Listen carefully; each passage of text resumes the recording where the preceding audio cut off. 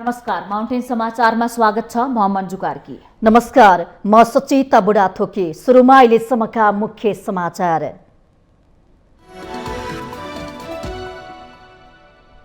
नेपाल प्रहरीमा नयाँ नेतृत्व आउँदा सधैँ विवाद, संगठनभित्र भइरहेको राजनीतिक हस्तक्षेप र चलखेल रोकिनुपर्ने अपरिहार्य आवश्यकता रहेको भनाई।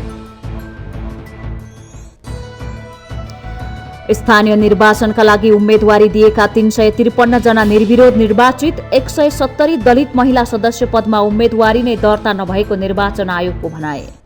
स्वतन्त्र उम्मेदवारको संख्या अनुमान गरे भन्दा बढी हुँदा निर्वाचन आयोगले थप चिन्ह सहित फेरि मतपत्र छाप्नुपर्ने, पहिले छापिएको मतपत्र काम नलाग्ने हुँदा राज्यलाई आर्थिक भार बढ्ने।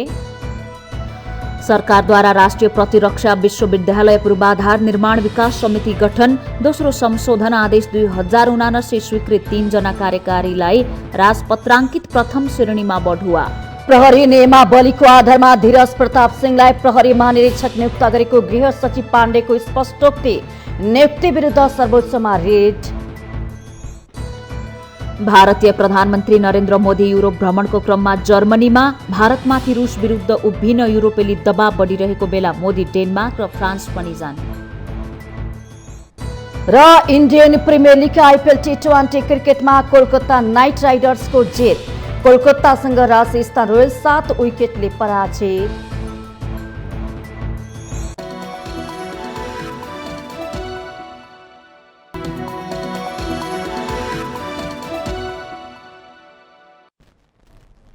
अब समाचार विस्तारमा।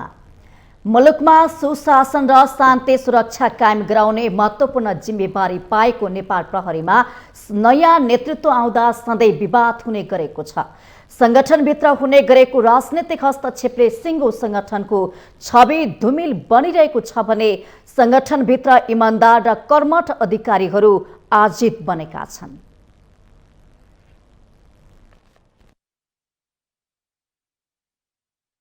जनतालाई राज्यको अनुभूति दिलाउन महत्त्वपूर्ण भूमिका निर्वाह गर्ने नेपाल प्रहरीको नेतृत्व परिवर्तन हुँदा सधैँभरि विवाद हुने गरेको छ। भएका विधि विधान कार्यान्वयन गराएर जनतालाई शान्ति सुरक्षाको प्रत्याभूति गराउने सुरक्षा संगठन नेपाल प्रहरी भित्रको आन्तरिक विवाद र संगठनमाथि हुने राजनीतिकरणले नेपाल प्रहरीको छवि नै धुमिल बनिरहेको छ। संगठनभित्र इमानदार र कर्मठ अधिकारीहरू पछिल्लो केही समय यतादेखि संगठनमा देखिएको सरुवा बढुवाको चलखेलले आजित बनेका छन्। निष्पक्ष र निर्भीक ढंगले काम गर्दै आफूलाई सक्षम बनाएर संगठनको नेतृत्वमा जान चाहेका अधिकारीहरू विकृत राजनीतिको शिकार बनेर जागिर अवधिको उत्तरार्धमा वाक्क दिक्क भएर सेवानिवृत्त हुनु परेको तितो यथार्थ छ। आम जनताको शान्ति सुरक्षा र कानूनी राज्यको शासन बसाउन काम गर्ने प्रहरीको नेतृत्व नियुक्ति गर्ने जस्तो संवेदनशील विषयमा निर्णय लिँदा सरकारमा रहेकाहरूले सिङ्गो संगठनको भलो चिताउने भन्दा आफ्ना पकेटका अधिकारीहरूलाई नेतृत्वमा ल्याउँदा हरेक पटक नेपाल प्रहरीले नयाँ नेतृत्व पाउँदा विवाद अदालतसम्म पुग्छ। अर्कोतर्फ प्रहरी सम्बन्धी नियमावली बनाउँदा नियम घुमाएर आफू अनुकूलका व्यक्तिहरूको सरुवा बढुवा गर्न सक्ने कानूनी छिद्रहरू राखेको देखिन्छ। सेवा अवधिभर मेहनत गरेका इमानदार छवि भएका प्रहरी अधिकारीहरू राजनीतिक पहुँच नभएकै कारण भारी मनका साथ घर फर्किन बाध्य छन्। यस्तो हुनु नेपाल प्रहरीका लागि मात्रै नभई देशकै लागि दुर्भाग्य हो। नेपाल प्रहरीले कानूनी दायरा भित्र रहेर स्वायत्त ढंगले काम गर्न पाए मात्र संगठनको नेतृत्वमा पुग्न स्वच्छ प्रतिस्पर्धा हुनेछ। जो संगठनको नेतृत्वमा पुग्न सक्छ उसले त्यसै अनुरूपको तयारी गर्नुपर्छ र जो नेतृत्वमा पुग्न सक्दैन उसले आफ्नो चित्त बुझाउँछ। यसो हुँदा संगठनभित्र एक अर्काको बीचमा सौहार्द सम्बन्ध पनि कायम हुन्छ।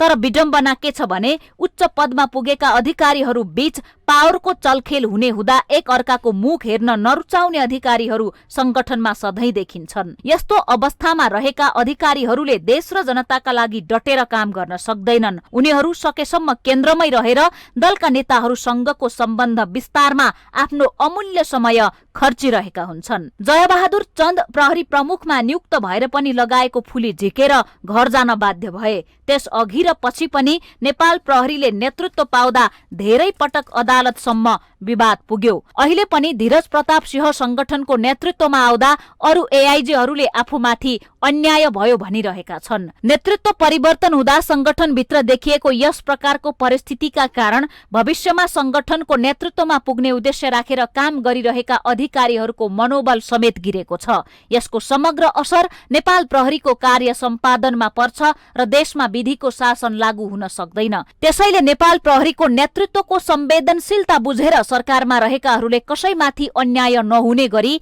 नियम कानून अनुसार निर्णय लिन सक्नु आजको आवश्यकता हो। सुरक्षा निकायमाथि हुने राजनीतिक हस्तक्षेप र चलखेल बन्द हुनु अति आवश्यक भइसकेको छ। माउन्टेन टेलिभिजन एसडी राजनीतिक ब्युरो। स्थानीय तह निर्वाचनका लागि उम्मेदवारी दिएका 353 जना निर्विरोध निर्वाचित भएका छन्। सोमबार निर्वाचन आयोगले आयोजना गरेको नियमित पत्रकार सम्मेलनमा सहायक प्रवक्ता सूर्य प्रसाद अर्यालले सोमबारसम्ममा देशभरबाट विभिन्न पदमा 353 जना जनप्रतिनिधि निर्विरोध निर्वाचित भएको जानकारी दिनुभएको हो। त्यसैगरी 170 दलित महिला सदस्य पदमा भने उम्मेदवारी नै दर्ता नपरेको निर्वाचन आयोगले जनाएको छ। निर्वाचन आचार संहिता उल्लङ्घन गरेको भन्दै सचेत गराएको नेकपा एकीकृत समाजवादी, नेकपा माओवादी केन्द्र र राप्रपालाई आगामी दिनमा आचार संहिता विपरीतका काम नगर्न निर्देशन दिएको छ। त्यस्तै नेपाली कांग्रेसका प्रतिनिधि सभा सदस्य शशाङ्क कोइरालाको निर्वाचनमा 6 करोड रुपैयाँ खर्च भएको अभिव्यक्तिप्रति जवाफ माग गरिएको र आगामी दिनमा यस्तो अभिव्यक्ति नदिन सचेत गराएको छ। 170 वटा दलित महिला सदस्य पदमा निर्वाचन दर्ता भएको छैन।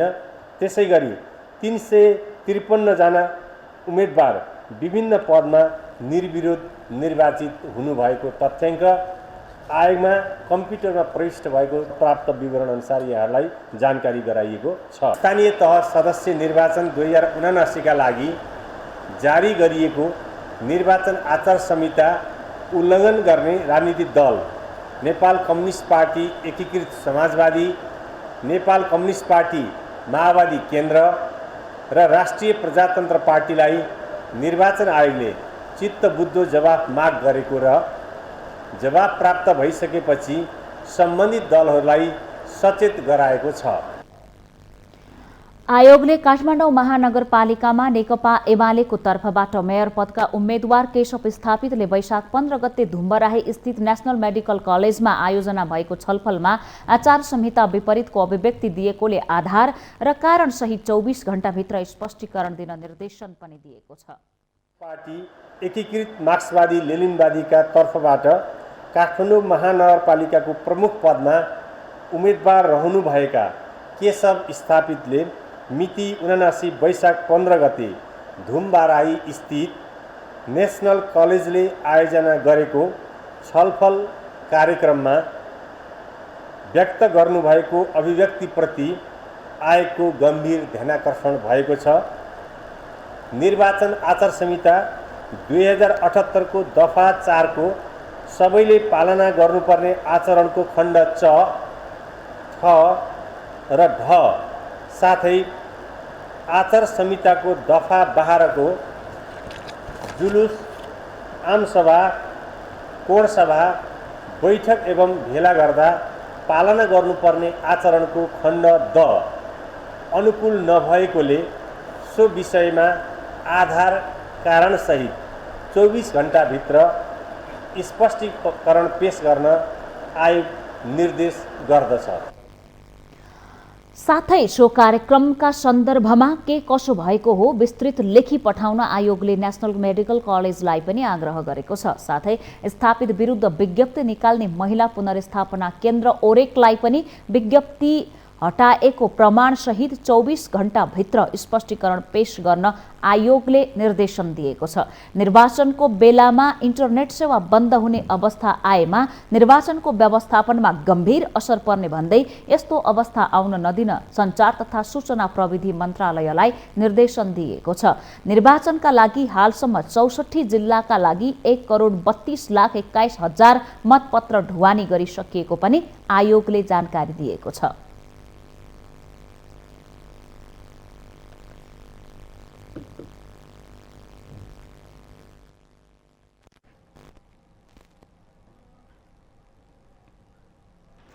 दर्शकवृन्द, मुलुक संघीयतापछि दोस्रो चरणमा यति बेला निर्वाचनमा होमिएको छ र देशव्यापी रूपमा अहिले निर्वाचन माहौल बनिरहेको छ र निर्वाचनका गतिविधिहरू पनि भइरहेका छन्।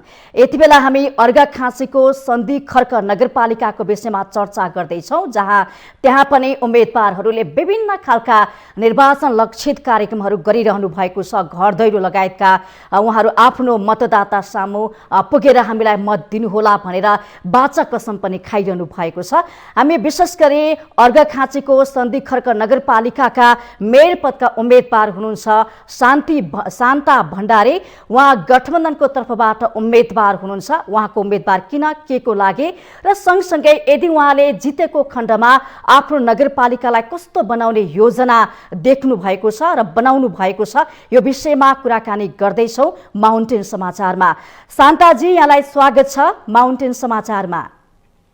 धन्यवाद। सर्वप्रथम म यो माउन्टेन टेलिभिजनको हजुर लगायत सम्पूर्ण टिमलाई हार्दिक आभार सहित धन्यवाद व्यक्त गर्दछु। हजुर शान्ताजी, तपाईँ आफ्नो नगरपालिका सन्धि खर्क नगरपालिकाको मेयर पदको उम्मेदवार हुनुहुन्छ। तपाईँलाई गठबन्धनले मेयर पदको उम्मेदवार बनाएको छ। तपाईँको आफ्नो उम्मेदवार के को लागि हो जस्तो लाग्छ, प्रश्न पारिदिनुहोस् न। सर्वप्रथम म यो नेपाली कङ्ग्रेसबाट एउटा जुन अर्घाखाँची जिल्ला सन्धि खर्क नगरपालिका 21,000 महिलाको जुन सम्मान गर्दै नेपाली कङ्ग्रेसले मलाई यो मेयर पदको उम्मेदवार दिएको छ। म फेरि भन्छु गठबन्धनको पनि म नेतृत्व गरिरहेको थिएँ। यति बेला गठबन्धनबाट म मेयरको उम्मेदवार छु। म सन्धि खर्क नगरपालिकालाई सर्वप्रथम त जुन यहाँ सन्धि खर्क नगरपालिकाबाट हुने सेवा प्रवाहलाई चुस्त दुरुस्त पारदर्शी र प्रभावकारी एवं व्यवस्थित बनाई आम नागरिकको चाहना अनुरूप काम गर्नेछु। कृषि, पशुपालन, रोजगारी, शिक्षा, स्वास्थ्य, सामाजिक क्षेत्रमा निष्पक्ष पारदर्शी तवरले मैले सम्पूर्ण नगरवासीको इच्छा बमोजिम म अगाडि बढ्ने प्रतिबद्धता मैले व्यक्त गरेको छु। शान्ताजी, तपाईँले भन्नुभयो जनताको चाहना, आवश्यकता र तपाईँले चुस्त दुरुस्त पारदर्शी तरिकाले म आफ्नो उम्मेदवारी दिएको र यदि जितेको खण्डमा काम गर्छु भनिरहँदाखेरि यसभन्दा अगाडिका जनप्रतिनिधिहरूले पनि यस्तै खालका बाचा कसम गर्नुभएका थिए, यस्तै खालका विषयवस्तुहरू पनि उठाउनु भएको थियो। तर पनि कार्यान्वयनको पाटोमा हेर्ने भने उहाँहरूले गर्न सक्नु भएको जस्तो लाग्दैन। कहीँ कतै केही प्रगतिहरू उपलब्धिहरू हासिल भएका छन्, तर पनि कार्यान्वयनमा कमी कमजोरी धेरै भएको छ। तपाईले यदि जितेको खण्डमा त्यो कार्य सम्पादन गर्न सक्छु भने त्यो योग्यता क्षमता छ कि छैन, आफूलाई चाहिँ कसरी मूल्याङ्कन गर्नुहुन्छ? तपाईको आत्मविश्वास चाहिँ कतिको छ? मैले जुन योभन्दा पहिला 20औं वर्ष यो स्थानीय कर्मचारीको हातमा भने अहिले जुन 20 वर्षपछि स्थानीय निर्वाचन भयो गत 2074 मा अर्घाखाँची जिल्लामा जुन 3टा गाउँपालिका 3टा नगरपालिका मध्ये सन्धि खर्क नगरपालिकामा त्यति बेला पनि नेपाली कङ्ग्रेस र नेकपा माओवादी बीच गठबन्धन भएको थियो। त्यति बेला नेपाली कङ्ग्रेसकै हाम्रो आदरणीय दाइ कमल प्रसाद विशाल मेयर हुनुहुन्थ्यो सन्धि खर्क नगरपालिकामा। अब 20औं वर्ष कर्मचारीको हातमा रहेको जुन स्थानीय तहमा जुन राजनीतिक दल जसरी स्थानीय तहमा पुग्यो त्यति बेला जुन सिस्टममा ढाल्न केही समय लाग्थ्यो। अहिले काम नभएको होइन, काम भइरहेका छन्। अर्घाखाँची जिल्लाको हकमा मैले भन्नुपर्दा यहाँ काम नभएको भन्ने होइन, धेरै कुरा अगाडि बढिसकेको छ। त्यसैलाई निरन्तरता दिन पनि मैले आफूले यो पनि मैले प्रतिबद्धता गरिसकेको छु। एउटा सक्षम इमान्दार जुन महिलाले नेतृत्व गर्नु आउनु भनेको अहिले नेपालमा म 3-4 नम्बरमा नै पर्छु होला जस्तो मलाई लाग्छ। अर्घाखाँची जिल्लामा अहिले जसरी मलाई एउटा मेयर पदको उम्मेदवार म पाइरहेको छु, म योभन्दा पहिला पनि म विभिन्न सङ्गठनमा रहेर काम गर्दै आइरहेको र समाजसेवामा म निरन्तर लागिरहेको 25 वर्षदेखि म यो समाजसेवामा अगाडि निरन्तर बढिरहेको हुनाले मैले आफू यो सन्धि खर्क नगरपालिकाको मेयर पदमा उम्मेदवार पाउँदै गर्दा मैले काम गर्न सक्छु, मैले यहाँको नगरवासीको मन जितेर म अगाडि बढ्न सक्छु भन्ने म निर्धक्कता साथ मैले यो उम्मेदवारी लिएर म अगाडि बढिरहेको छु। र म यहाँलाई विश्वस्त पार्न सक्छु कि भोलि भोलिका दिनमा पनि मैले जसरी अहिले यो सन्धिखर्क नगरपालिकामा मैले उम्मेदवारी पाउनु मात्रै ठुलो कुरा होइन। यहाँ मैले जुन 42,000 जुन मतदाता हुनुहुन्छ सन्धिखर्क नगरपालिकामा उहाँहरूको मन जितेर म अगाडि बढी। यहाँ मैले जुन अहिले यो 5 वर्षको अवधिमा अघिल्लो जुन कार्यकालमा हाम्रो जुन अघिल्लो जनप्रतिनिधिले गरेको कामलाई पनि पुरा गर्दै फेरि नयाँ ढङ्गबाट मैले काम गर्ने जस्तो पनि कि मैले शान्ताजी तपाईले भन्नुभयो मैले धेरै काम गरेको छु समाज परिवर्तनको लागि मसँग थुप्रै अनुभवहरू छ, योग्यता छ, क्षमता छ, त्यसले गर्दाखेरि मैले मन त जितिसके, काम गरेर पनि जित्छु भनेर तपाईले भनिरहँदाखेरि तपाईले सन्धिखर्क नगरपालिकालाई उत्कृष्ट नगरपालिका बनाउनको लागि, समृद्धि नगरपालिका विकास गर्नको लागि तपाईको एजेन्डा चाहिँ के छ? मुद्दाहरू कस्तो उठाउनु भएको छ तपाईले आफ्नो नगरपालिकाको? सन्धिखर्क नगरपालिकामा जुन बहुआयामी गतिशील रहेको निरन्तर चलिरहने प्रक्रिया भएकोले यहाँको जुन यहाँको नगरवासीको मनोभावना बुझी म काम गर्ने पनि जुन प्रतिबद्धता व्यक्त गरेको छु। पूर्वाधार विकास र बजार व्यवस्थापन जुन पूर्वाधारको जुन यसमा आधारमा रहेर पालिकाभित्रका शाखा बाटाहरू कालोपत्री गर्नेदेखि सडक बत्तीको व्यवस्थापन मर्मत यी कुराहरू समेत मैले गर्ने जुन म मेयर बनिसकेपछि गर्ने प्रतिबद्धता गरिसकेको छु र जिल्ला अस्पताललाई स्वयं सहायता साथै विशेषज्ञ सेवा दबाईजनको सुविधा सम्पन्न गर्नेछु र सम्पन्न हुन नसकेका वडाहरूमा उपस्वास्थ्य चौकी सेवा साथै 2-3 महिनामा विशेषज्ञ डाक्टर सहितको निःशुल्क स्वास्थ्य सेवा प्रदान गर्नेछु र यी धेरै मेरा प्रतिबद्धताहरूका मेरो धेरै एउटा घोषणा पत्र नै म बनाएको छु। हस् शान्ताजी, यहाँले हामीलाई समय दिनुभयो त्यसको लागि धन्यवाद दिन्छौँ। अहिले पनि हामी छुट्टिन्छौँ। उहाँ हुनुहुन्थ्यो अर्घाखाँची जिल्ला सन्धिखर्क नगरपालिकाका मेयर पदका उम्मेदवार शान्ता भण्डारी। उहाँको एजेन्डा के कस्ता रहेका छन्, आफ्नो नगरपालिकालाई समृद्धितर्फ लानको लागि कस्ता खालका एजेन्डा बनाउनु भएको छ भनेर हामीले माउन्टेन समाचारमा कुराकानी गरेका थियौँ। समाचारमा अब हामी बाँकी समाचारतर्फ लाग्छौँ। स्थानीय तहको निर्वाचनको लागि मतपत्र छपाई र वितरण अन्तिम चरणमा पुगेको छ, तर केही स्थानीय तहहरूमा विभिन्न पदमा स्वतन्त्र उम्मेदवारी दिनेको संख्या निर्वाचन आयोगले अनुमान गरे भन्दा बढी हुँदा थप चिन्ह सहित फेरि मतपत्र छाप्नुपर्ने भएको छ, जसले गर्दा राज्यलाई आर्थिक भार बढ्ने देखिन्छ भने निर्वाचन सुरक्षामा प्रश्न पनि उठेको छ। निर्वाचन आयोग स्थानीय निर्वाचनको तयारीमा व्यस्त छ। मतपत्र छाप्नेदेखि ढुवानी गर्दै देशैभरका स्थानीय तहमा पुर्याउने चटारोमा छ निर्वाचन आयोग। आयोगले भक्तपुर सहित 6 वटा महानगरपालिका बाहेक अन्य 76 जिल्लाका लागि मतपत्र छापिसकेको छ। हालसम्म 1,80,45,000 मतपत्र छपाई भएको र 43 वटा जिल्लामा मतपत्र ढुवानी समेत गरिसकेको अवस्था छ।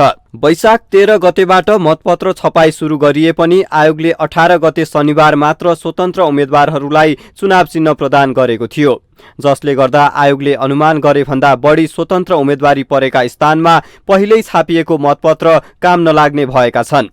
कतिपय स्थानीय तहमा स्वतन्त्र उम्मेदवारहरूले नमुना मतपत्रमा आफ्नो चुनाव चिन्ह नदेखिएको भन्दै गुनासो गरिरहेका छन्।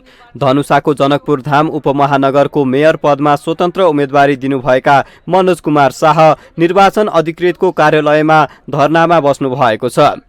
आयोगको लापरवाहीप्रति शाहका समर्थकहरू आक्रोशित बनेका छन्। मध्य प्रदेश पत्रकार महासंघले समेत यसलाई आयोगको लापरवाहीको रूपमा लिएको छ। उपमेयरका एउटै पक्षका उम्मेदवारलाई एउटै चुनाव चिन्ह दिन मिल्नु, तर स्वतन्त्र उम्मेदवारहरूलाई दिएको चुनाव चिन्ह मतपत्रमा नहुनु यो निर्वाचन आयोगको धेरै ठुलो गल्ती रहेछ। यसमा निर्वाचन आयोग सच्याएर अगाडि बढ्नुपर्छ। त्यसै कारणले त्यो उम्मेदवारको परिणाममा, जितको परिणाम, हारको परिणाममा यदि असर पर्यो भने यो निकै ठुलो लापरवाही हो निर्वाचन आयोगको। यसलाई तत्काल सचिनु पर्दछ र यसको यदि चाँडै भएन भने यसको उपचार लिएर अदालतमा पनि जानुपर्छ भन्ने मलाई जस्तो लाग्छ। किन भन्दाखेरि कुनै पनि यस्ता निर्वाचनमा सबैले समान अवसर, समान सुविधा र समान मौका पाउनुपर्छ र त्यसबाट स्वतन्त्र उम्मेदवारलाई वञ्चित गराइएको छ, यो गलत हो। उक्त स्थानीय तहको सहायक निर्वाचन अधिकृतका अनुसार यस विषयमा आयोगलाई जानकारी गराइएको भए पनि आयोगको तर्फबाट जवाफ आउन ढिला भएपछि समस्या देखिएको हो।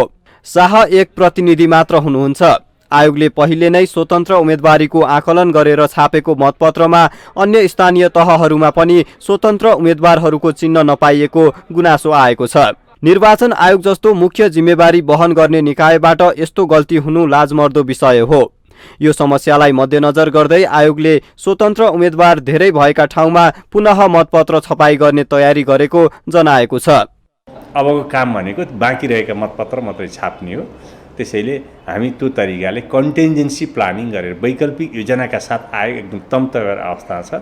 कहीँ कतै त्यस्तो पुगेन, त्यो सबै जिल्लाभरि नपुग्ने होइन, कुनै कुनै स्थानीय तहमा हुनसक्छ। जस्तै स्थानीय तह, जिल्लाको स्थानीय तह ए र बी को समस्या फरक हुनसक्छ। एमा चाहिँ मानम उपमेयरमा नपुगेको हुनसक्छ भने बीमा मेयरमा नपुगेको हुनसक्छ, अथवा हामीले के कसरी म्यानेज गर्नुपर्ने हुन्छ त्यो चाहिँ आयोगले तुरुन्तै म्यानेज गरेर त्यसलाई छपाएर तत्त स्थानीय निकायमा हामी पुर्याउन सक्छौँ। यसरी अनुमानका आधारमा पहिले नै छपाई गर्दा पुनः मतपत्र छाप्नुपर्ने अवस्था आउनुले आयोगको तयारी कमजोर देखिएको छ। यसले राज्यलाई थप आर्थिक भार पर्ने अवस्था त आउँछ नै, निर्वाचनमा धाँधली हुन सक्ने तथा स्वच्छ निर्वाचन हुने कुरामा पनि शङ्का उब्जाउँछ। पुनः मतपत्र छपाई गरी विभिन्न स्थानीय तहमा वितरण गर्दा सुरक्षा र प्राविधिक पक्षले पनि आयोगलाई थप अप्ठ्यारो पर्ने देखिन्छ। माउन्टेन टेलिभिजन एचडीका लागि धनुषा सहकर्मी कैलाश दासका साथमा सुजन चालिसेको रिपोर्ट।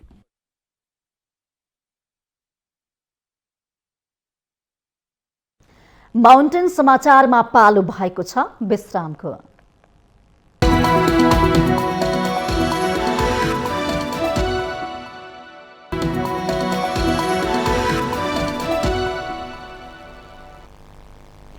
विश्रामपछि स्वागत छ। अब बाँकी समाचार। सरकारले राष्ट्रिय प्रतिरक्षा विश्वविद्यालय पूर्वाधार निर्माण विकास समिति गठन दोस्रो संशोधन आदेश 2079 स्वीकृत गरेको छ। आइतबार बसेको मन्त्री परिषदको बैठकले यस्तो निर्णय गरेको हो। सोमबार मन्त्री परिषदका निर्णय सार्वजनिक गर्दै सञ्चार तथा सूचना प्रविधि मन्त्री एवं सरकारका प्रवक्ता ज्ञानेन्द्र बहादुर कार्कीले कोष तथा लेखा नियन्त्रक कार्यालय खोटाङको लागि जग्गा प्राप्ति गर्न स्वीकृति प्रदान गर्ने निर्णय गरेको जानकारी दिनुभयो। मन्त्री परिषदले दिवा शिशु स्याहार केन्द्र सञ्चालनका लागि निजामती कर्मचारी श्रीमती सँगसँग थप 5 वर्षको सम्झौता गर्न महिला बालबालिका तथा ज्येष्ठ नागरिक मन्त्रालयलाई स्वीकृति दिने निर्णय पनि गरेको छ। लागि जग्गा प्राप्ति गर्न स्वीकृति प्रदान गर्ने, दिवा शिशु स्याहार केन्द्र सञ्चालनका लागि निजामती कर्मचारी श्रीमती सँगसँग थप 5 वर्षको सम्झौता गर्न महिला बालबालिका तथा ज्येष्ठ नागरिक मन्त्रालयलाई स्वीकृति दिने। प्रवक्ता कार्कीले सरकारले लोकसेवा आयोगको सिफारिस बमोजिम विभिन्न सेवा समूहका राजपत्राङ्कित द्वितीय श्रेणीका 3 जना अधिकृतहरूलाई सम्बन्धित सेवा समूहको राजपत्राङ्कित प्रथम श्रेणीमा बढुवा गर्ने निर्णय गरेको पनि जानकारी दिनुभएको छ।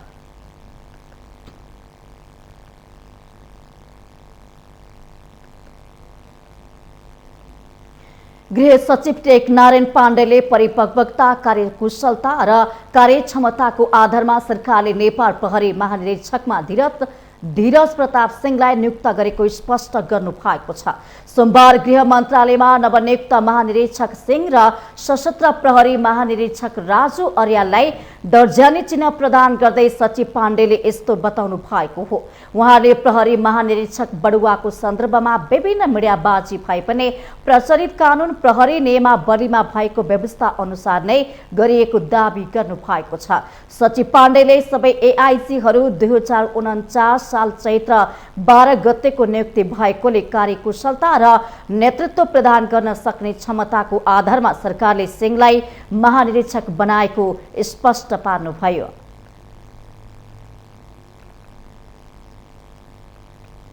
हाम्रो प्रचलित कानुन प्रहरी नियमावलीमा भएको व्यवस्थाले ज्येष्ठता भन्छ। ज्येष्ठता भनेपछि सबै 2049 साल चैत्र 12 गतेको नियुक्तिको मान्छेहरू नै अहिलेको महानिरीक्षक हुन इलिजिबल हो। सबै हुनुहुन्छ 4 जना। त्यसमा ज्येष्ठता भनेपछि खालि त्यो पदको ज्येष्ठता मात्रै नभएर कसले सङ्गठनलाई अभिभावकीय भूमिका दिन सक्छ। हाम्रो परिवारमा सम्झौँ न, पितृत्व अथवा त्यो बाबुको भूमिका के प्याट्रोनेज हुन्छ नि, त्यो कमान्ड गर्न सक्ने, यहाँ पनि त्यही लागू हुन्छ। सचिव पाण्डेले नेपाल प्रहरी र सशस्त्र प्रहरी बलको अहिलेको जनशक्तिले आवश्यकता धान्न नसक्ने बताउनु भएको छ। थप 1 लाख नेपाल प्रहरी र 50,000 सशस्त्र प्रहरीको अझै आवश्यक रहेको बताउनु भयो। न्यूनतम 1 लाखको संख्यामा तत्काल जरुरी देखिन्छ भने सीमा सुरक्षा लगायत अरू चोरी तस्करी नियन्त्रण, राजस्व अभिवृद्धि लगायतका अभिभाराहरूको कार्य सम्पादन गर्न सशस्त्र प्रहरी बलमा अहिलेको अवस्थामा न्यूनतम 50,000 संख्याको प्रहरी फोर्स जरुरी देखिन्छ। दर्जानी चिन्ह लगाएपछि सञ्चारकर्मीहरूसँग नवनियुक्त महानिरीक्षक सिंहले सांगठनिक क्रियाकलाप प्रक्रियागत एवं पारदर्शी बनाई भ्रष्टाचार शून्य सहनशीलता कायम राख्ने प्रतिबद्धता जनाउनु भएको छ। उहाँले आपराधिक तत्त्वसँगको साँठगाँठलाई निमिट्यान्न पार्ने र आफ्ना सहकर्मीहरूलाई साथमा लिई संगठन सुधार गर्ने बताउनु भएको छ। प्रक्रियागत एवं पारदर्शी बनाई कर्मचारीहरूमा जवाबदेहिता बढाउने र अकर्मण्यता पूर्ण रूपमा निर्मूल गर्ने, भ्रष्टाचारमा शून्य सहनशीलता कायम राख्ने, आपराधिक तत्त्वसँग साँठगाँठलाई निमिट्यान्न पार्ने केन्द्रमा राखी आफ्ना सहकर्मीहरूलाई साथमा लिई संगठन सुधारका कार्ययोजना लागू गर्ने प्रतिबद्धता समेत व्यक्त गर्न चाहन्छु। यसैगरी नवनियुक्त सशस्त्र प्रहरी महानिरीक्षक अर्यालले आसन्न स्थानीय तहको निर्वाचनलाई स्वच्छ, शान्तिपूर्ण, मर्यादित तथा विश्वसनीय ढङ्गले सम्पन्न गर्न सशस्त्र प्रहरी बलले काम सुरु गरिसकेको बताउनु भएको छ। सशस्त्र प्रहरी बल नेपालको सांगठनिक सुदृढीकरण र विकासका लागि मेरो कमान्ड अवधारणा अनुरूप नीतिगत, संस्थागत र संरचनागत विषयहरूमा रणनीतिक योजना र कार्ययोजनाको खाका तयार पारेको छु। यसको कार्यान्वयनका दौरान मजकुर गृह मन्त्रालयबाट आवश्यक निर्देशन, सुधार, सहयोग एवं समन्वयको अपेक्षा राख्दछु। नीतिगत सुधार अन्तर्गत सशस्त्र प्रहरी कर्मचारीको सर्व परिवारलाई न्यायोचित एवं पूर्वानुमान योग्य बनाउन र पद पूर्तिलाई व्यवस्थित गर्न आवश्यक मापदण्डहरू निर्माण गरी लागू गरिनेछ। साथै हाल भएका कार्यविधिहरू र विभिन्न नयाँ कार्यविधिहरू निर्माण गरी व्यक्तिले नभई नीतिले संगठन चलाउने पद्धतिको सुरुवात गरिनेछ। विषयहरूलाई नीति, नियम र कार्यविधिद्वारा नियमन गर्ने उहाँले बताउनु भएको छ। उहाँले आर्थिक पारदर्शितालाई आफ्नो पहिलो प्राथमिकता बनाएर राजस्व सङ्कलनमा अभिवृद्धि र चोरी तस्करी नियन्त्रणको कामलाई प्रभावकारी बनाउने बताउनु भयो।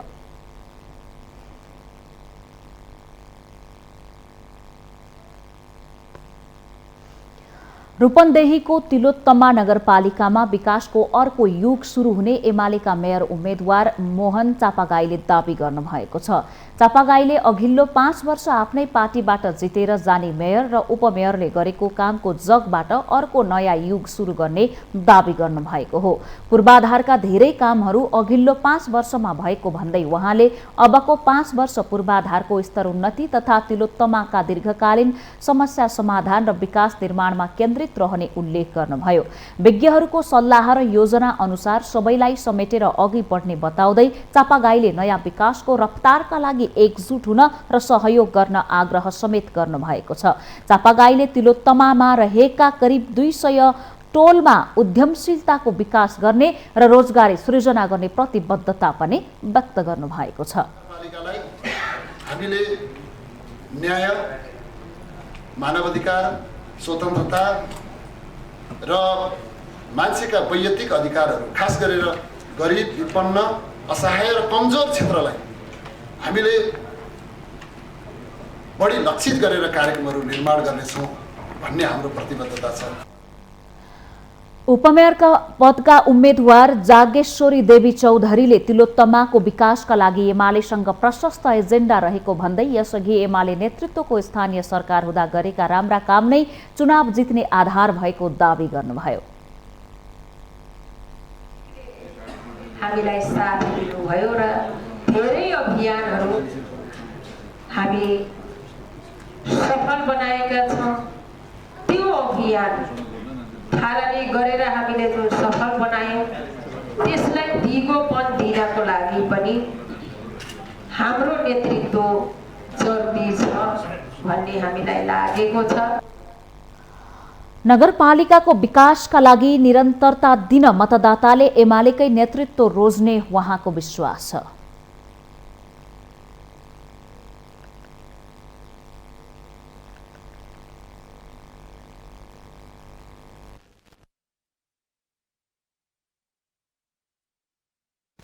माउन्टेन समाचारमा पालो भएको छ विश्रामको।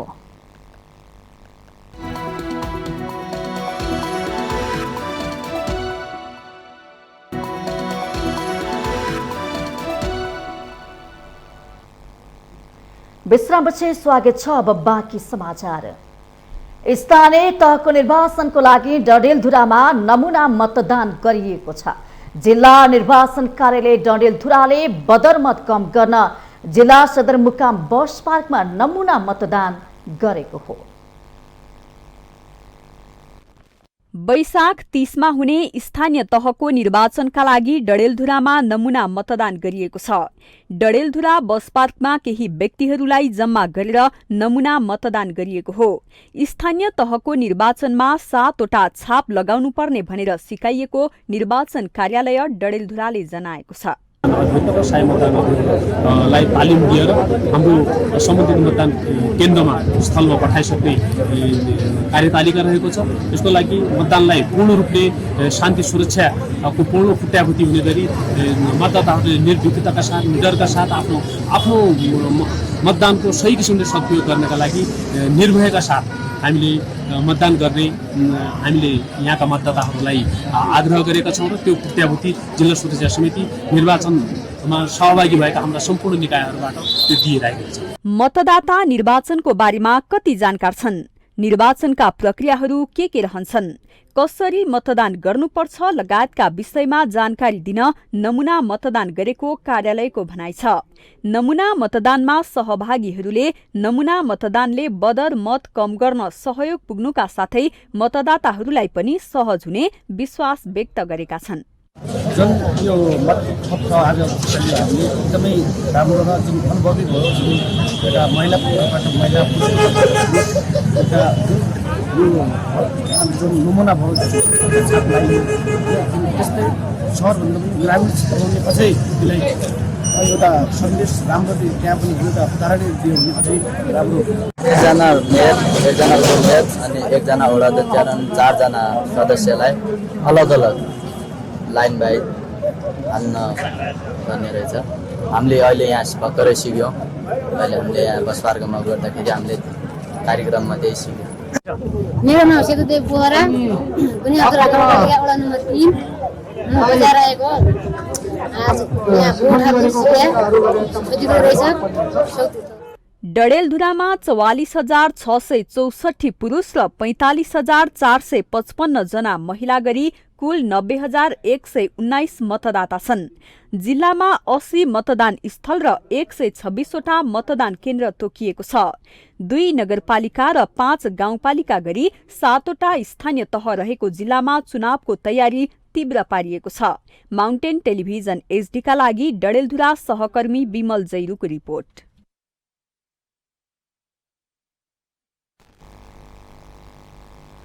दर्शकबिन फेरि पनि हामी डडेलधुरातर्फ जोडिन्छौं, जहाँ जिल्ला निर्वाचन कार्यालय डडेलधुराले मत बदर नहोस् भनेर नमुना मतदान कार्यक्रम अगाडि बढाएको छ। त्यहाँका मतदाताहरू पनि जुन मतदान कार्यक्रममा सहभागिता जनाइरहनु भएको छ, त्यहाँको निर्वाचनको माहौल के कस्तो बनिरहेको छ भनेर हामी यो विषयमा प्रत्यक्ष कुराकानी गर्दैछौँ, जसका लागि हाम्रा सहकर्मी विमल जैरू यति बेला हामीसँग टेलिफोनमा प्रत्यक्ष जोडिनु भएको छ।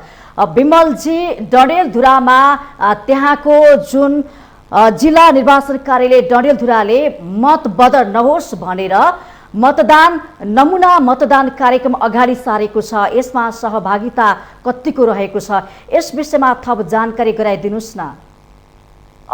पक्कै पनि सञ्जयजी, जुन यो डडेलधुरा निर्वाचन कार्यालयले चाहिँ एउटा नमुना जुन मतदान गराएको थियो, किनभने मतदाताले आफ्नो मत खेरा नफालुन् र आफ्नो अमूल्य मतलाई चाहिँ राम्रोसँग मतदान गर्न सकुन् भन्ने उद्देश्यले जुन डडेलधुरा पोस्ट पार्कमा डडेलधुराको सदरमुकाम पोस्ट पार्कमा निर्वाचन कार्यालय डडेलधुराले मतदाताहरूलाई चाहिँ मतदान गर्न सकोस् भनेर मतदान नमुना जुन कार्यक्रम गरेको थियो त्यसमा चाहिँ डडेलधुराका स्थानीय मतदाताहरूले चाहिँ उत्साहका साथ मतदान गरेका थिए र उहाँहरूले चाहिँ हामीलाई एउटा गुनासो के गर्नुभएको थियो भने डडेलधुरा जुन नमुना मतदान गरिरहेका थिए यो यसपालिको जुन हामीले मतदान गऱ्यौँ यो अलि झन्झटिलो जस्तो हामीलाई महसुस भयो र यस्ता कार्यक्रमहरू ग्रामीण भेगमा पनि गरिदिएको भए सोझा साझा मतदाताहरूलाई चाहिँ अलिक सहज हुने थियो कि भन्ने उहाँहरूले चाहिँ यहाँ जुन नमुना मतदान गरिरहेका मतदाताहरूले चाहिँ हामीलाई यस्तो गुनासो गरिरहेको हामीले पाएका थियौँ सचिदाजी।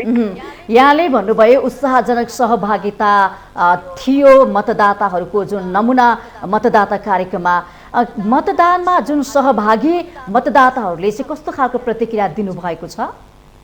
हामीले यहाँलाई जानकारी गरायौँ जुन चाहिँ मतदाताहरू चाहिँ आफ्नो प्रतिक्रिया के राख्नु भएको थियो भने जुन यो देशमा जुन सङ्घीय गणतन्त्र आइसकेपछि दोस्रो पटकको जुन स्थानीय तहको निर्वाचन हुँदैछ यो निर्वाचनमा दोस्रो पटकको जुन यो निर्वाचनमा चाहिँ अलिकति उम्मेदवारहरूको जुन एउटा बढ्दो जुन देशमा चाहिँ अथवा चाहिँ जिल्लामा चाहिँ उम्मेदवारहरूले चाहिँ जुन बढ्दो उम्मेदवारी दिएको कारणले गर्दाखेरि र यसपालि चाहिँ निर्वाचन जुन मतपत्रमा जुन छाप लगाउने जुन छ त्यसमा चाहिँ अलिकति झन्झटिलो जुन मतदाताहरूले महसुस गरिरहेका थिए र यसमा पनि हामीले अघि जानकारी गरायौँ र ग्रामीण भेगका महिलाहरू अथवा चाहिँ मतदाताहरू सर्वसाधारणहरूले चाहिँ अलिकति झन्झटिलो हुने जुन एउटा महसुस गरिरहेको अवस्थामा यस्तो कार्यक्रमहरू ग्रामीण भेगमा पनि गरिदिएको भए र मतदाताहरूलाई अलिक सहज हुने थियो कि भन्ने प्रतिक्रिया उहाँहरूले चाहिँ हामीलाई जानकारी गराउनु भएको छ जी। यो नमुना मतदान कार्यक्रम चाहिँ कतिको प्रभावकारी जस्तो लाग्यो तपाईँलाई?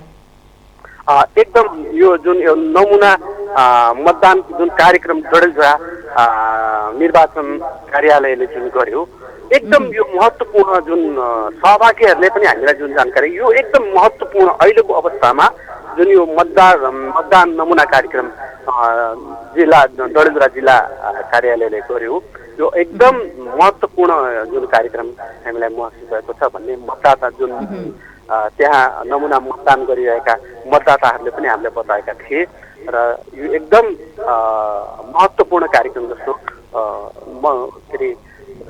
मतदाताहरूले चाहिँ महसुस गरेका। हजुर, जस्तो कि विमलजी धेरै समाचारमा पनि आएको छ गठबन्धन जुन गरेको छ निर्वाचनको लागि तालमेल गरिएको छ त्यसले गर्दाखेरि मतदाताहरू अलि झुकिने मत बदर हुने हो कि भन्ने डर त्रास थियो। यो हदमा कुरा गर्ने हो भने डडेलधुरामा जुन एउटा त्रास थियो त्यो चाहिँ हटेको हो त्यसो भए?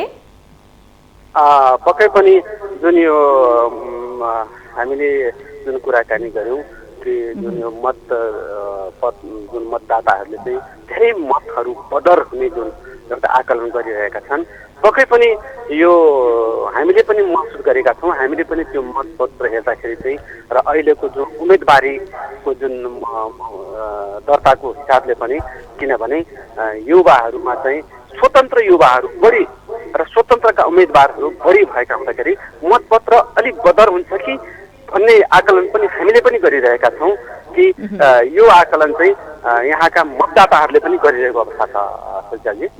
निर्वाचनको माहौल कस्तो छ त्यहाँको डडेलधुराको चर्चा गर्ने हो भने? एकदम यो महत्त्वपूर्ण कुरा छ।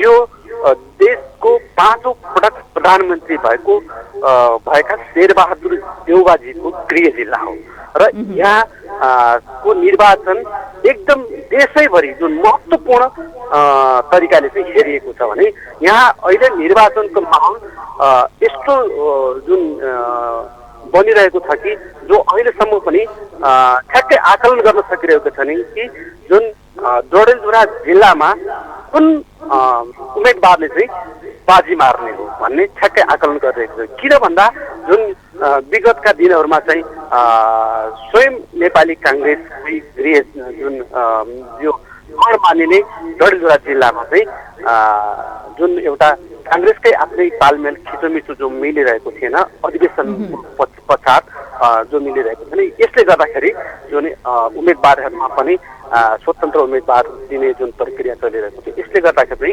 ठ्याक्कै यो दोस्रो पटकको स्थानीय तहको निर्वाचन कसरी र कसरी कहाँ कसरी बाजी मार्ने भन्ने कुरा ठ्याक्कै यहाँका मतदाताहरूले पनि आकलन गर्न सक्ने अवस्था रहेको छैन सचिराजी। उत्साह चाहिँ कतिको पाउनु भएको छ मतदाताहरूमा समग्र जिल्लावासीहरूमा? एकदम जुन यो दोस्रो पटकको निर्वाचन स्थानीय तहको निर्वाचन भइरहेको छ यसमा चाहिँ उम्मेदवारहरू पनि घर दैलो कार्यक्रम गरिरहेका छन् भने मतदाताहरू पनि जुन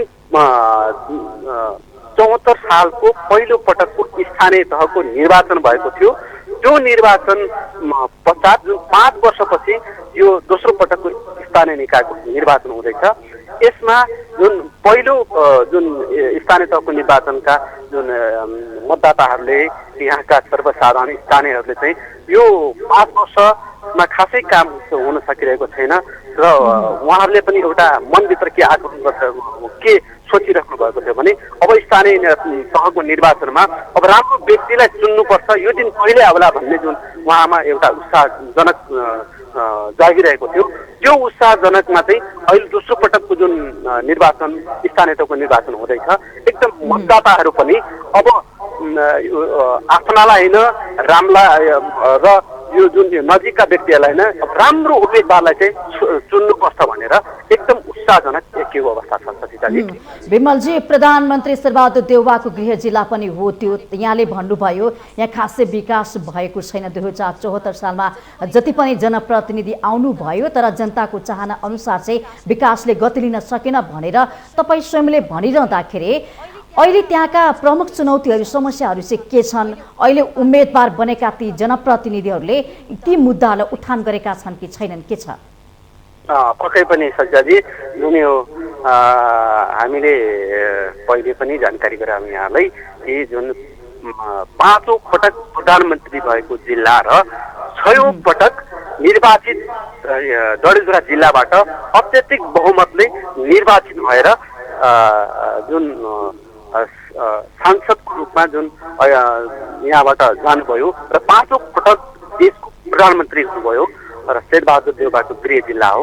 यहाँ चाहिँ जुन तरिकाले विकास हुनुपर्थ्यो त्यो अवस्थामा चाहिँ विकास भएको अवस्था छैन।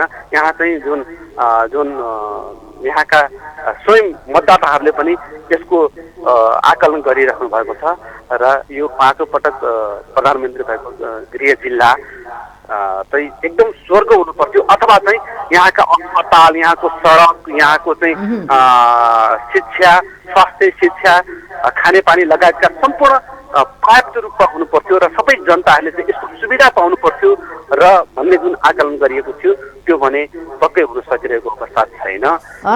विमलजी, जानकारीको लागि धन्यवाद। हामी छुट्टिन्छौँ। उहाँ हुनुहुन्थ्यो डडेलधुराबाट हाम्रा सहकर्मी विमल जैरू। प्रधानमन्त्रीको गृह जिल्ला पनि हो डडेलधुरा र त्यहाँ जुन मत बदर नहोस् भनेर नमुना मतदान कार्यक्रम पनि भएको छ त्यसमा त्यहाँका मतदाताहरूको सहभागिता पनि उत्साहजनक छ भनेर उहाँले हामीलाई जानकारी गराउनु भएको थियो। र यति बेला माउन्टेन समाचारमा पालो भएको छ। हामीसँग आर्थिक अन्तर्राष्ट्रिय र खेल समाचार बाँकी नै छन्। माउन्टेन समाचारमा पालो भएको छ विश्रामको।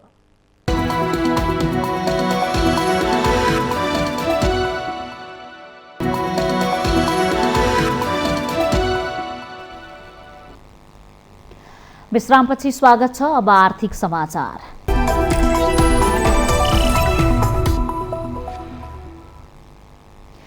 अर्थमन्त्री जनार्दन शर्माले अर्थ मन्त्रालय र निजी क्षेत्र बीच कर असुलीबारे हुने द्वन्द्वको अन्त्य गर्नुपर्ने बताउनु भएको छ। सोमबार नेपाल उद्योग वाणिज्य महासंघले आयोजना गरेको पूर्व बजेट छलफल कार्यक्रममा बोल्दै अर्थमन्त्री शर्माले विगतदेखि अर्थ मन्त्रालय र निजी क्षेत्र बीच कर बढाउन र घटाउन हुने द्वन्द्व अन्त्य गर्नुपर्ने बताउनु भएको हो। उहाँले यस्तो द्वन्द्वको तत्काल अन्त्य गरेर करको विषयलाई व्यवस्थित गर्नुपर्ने आवश्यकता रहेको औल्याउनु भएको छ।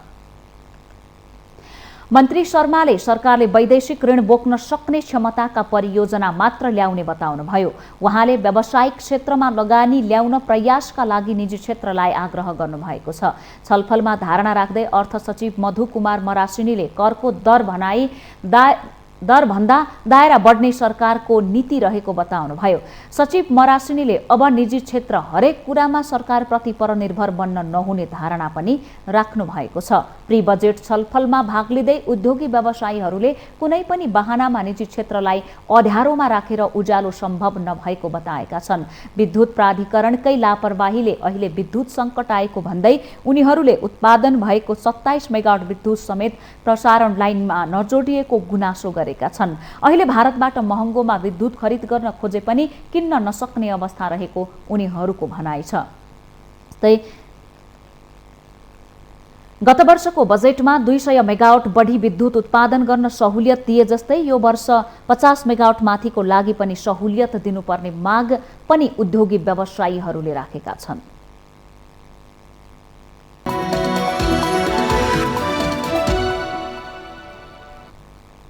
विश्रामपछि स्वागत छ। यो सँगै हामी माउन्टेन समाचारको अन्त्यमा आइपुगेका छौं। जाँदा जाँदै मुख्य समाचार पुनः एकपटक। नेपाल प्रहरीमा नयाँ नेतृत्व आउँदा सधैँ विवाद, संगठनभित्र भइरहेको राजनीतिक हस्तक्षेप र चलखेल रोकिनुपर्ने अपरिहार्य आवश्यकता रहेको भनाई। स्थानीय निर्वाचनका लागि उम्मेदवारी दिएका 353 जना निर्विरोध निर्वाचित, 170 दलित महिला सदस्य पदमा उम्मेदवारी नै दर्ता नभएको निर्वाचन आयोगको भनाई। स्वतन्त्र उम्मेदवारको संख्या अनुमान गरे भन्दा बढी हुँदा निर्वाचन आयोगले थप चिन्हसहित फेरि मतपत्र छाप्नुपर्ने, पहिल्यै छापिएको मतपत्र काम नलाग्ने हुँदा राज्यलाई आर्थिक भार बढ्ने। सरकारद्वारा राष्ट्रिय प्रतिरक्षा विश्वविद्यालय पूर्वाधार निर्माण विकास समिति गठन, दोस्रो संशोधन आदेश 2079 स्वीकृत, 3 जना कर्मचारीलाई राजपत्राङ्कित प्रथम श्रेणीमा बटुवा। प्रहरी नियमावलीको आधारमा धीरज प्रताप सिंहलाई प्रहरी महानिरीक्षक नियुक्त गरेको गृह सचिव पाण्डेको स्पष्टोक्ति, नियुक्ति विरुद्ध सर्वोच्चमा रिट। भारतीय प्रधानमन्त्री नरेन्द्र मोदी युरोप भ्रमणको क्रममा जर्मनीमा, भारतमाथि रुस विरुद्ध उभिन युरोपेली दबाव बढिरहेको बेला मोदी डेनमार्क र फ्रान्स पनि जाने। र इन्डियन प्रिमियर लिग आइपिएल टी20 क्रिकेटमा कोलकाता नाइट राइडर्सको जित, कोलकातासँग राजस्थान रोयल्स 7 विकेटले पराजय।